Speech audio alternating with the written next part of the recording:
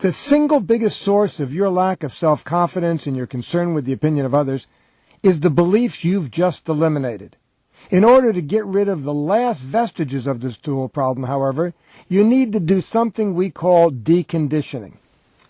Being criticized and judged, not meeting the expectations of others, people putting their attention on you, and being rejected have all been conditioned to create anxiety in many people. Such people can have a problem asking for what they want, speaking up when others might disagree, and worrying about what others might think of them. It's not unusual to experience recurring negative feelings in our lives, such as fear, anger, guilt, anxiety, and sadness, every time specific events or circumstances occur.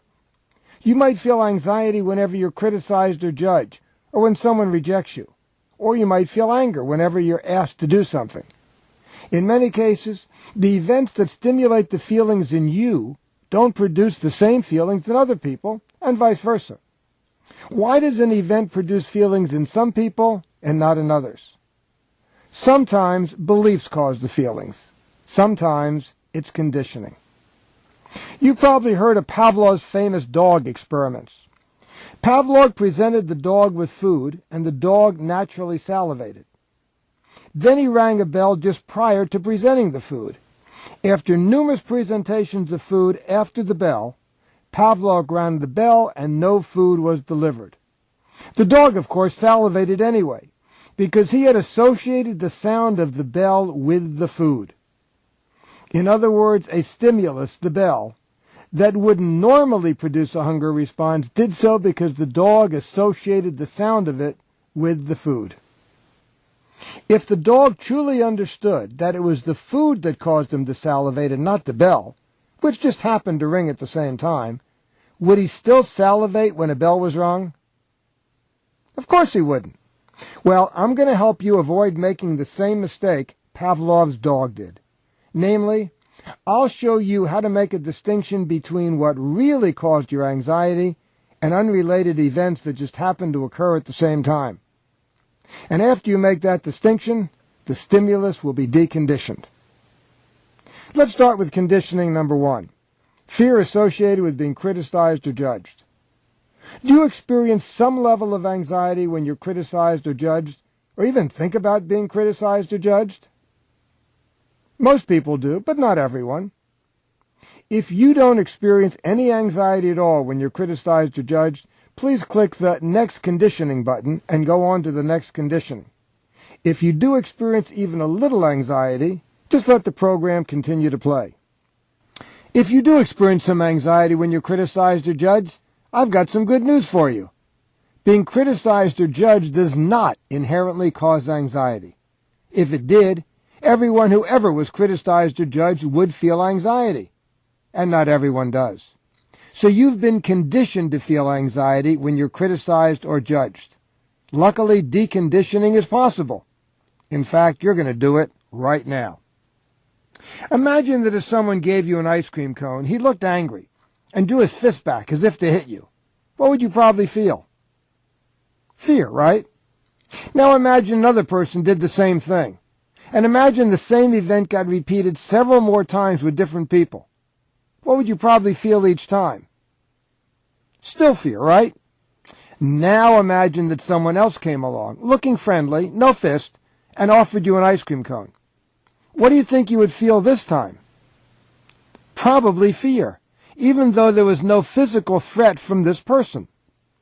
Ice cream cones would have been conditioned to make you feel fear, because you had felt fear every time you had been given an ice cream cone before.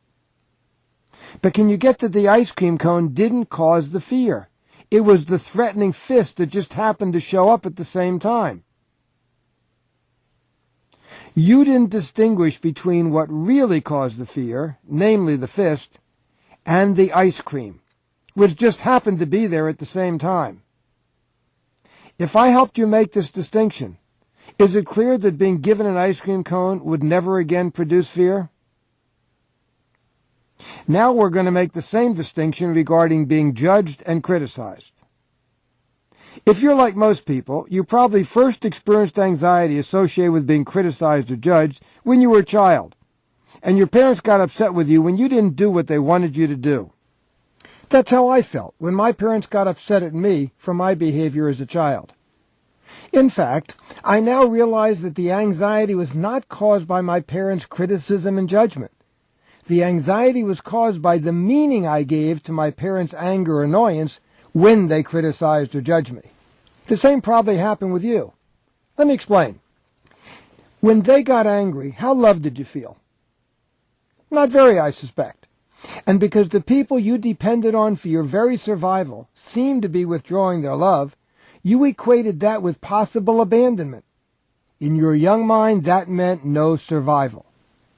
In other words, anger meant no love meant abandonment, and abandonment meant dying.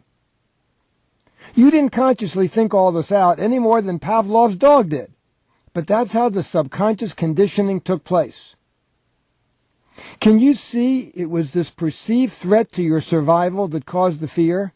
It had nothing to do with being judged or criticized. And because you never distinguished between the real cause of the anxiety, a perceived threat to your survival, and merely being criticized or judged, which happened to coincide, being criticized or judged got conditioned to produce anxiety, just like the ice cream cone. But is it clear now? It wasn't criticism or judgment that caused your anxiety. It was the meaning you gave to the way your parents reacted when they criticized or judged you. Once you make this distinction, being criticized or judged will no longer cause you anxiety. I know that sounds too simple, too easy, but just stay with me. Let's see what happens. This process has worked tens of thousands of times. To understand even more clearly that being criticized or judged never caused your anxiety, imagine right now a childhood situation where you didn't do what your parents wanted you to do. And then imagine them criticizing, judging you in a supportive and loving manner. Take your time imagining this. Use the pause button below if you need more time.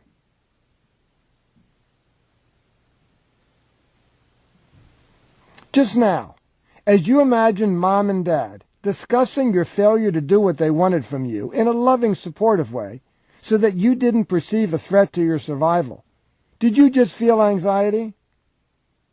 I don't think so. And if you didn't experience anxiety in this childhood situation when you were criticized or judged, do you think you would today? Doesn't seem very likely, does it?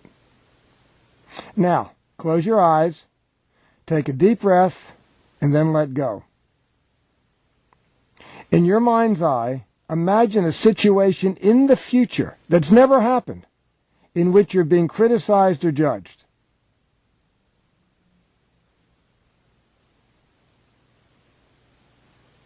Right now, as you imagine it, do you still feel any anxiety? Say your answer out loud. You don't, do you? Please open your eyes. Once you clearly make the distinction between being criticized or judged, which didn't cause anxiety, and the meaning you gave to the way Mom and Dad reacted when they criticized or judged you, which is what really caused the anxiety, being criticized or judged will no longer produce anxiety.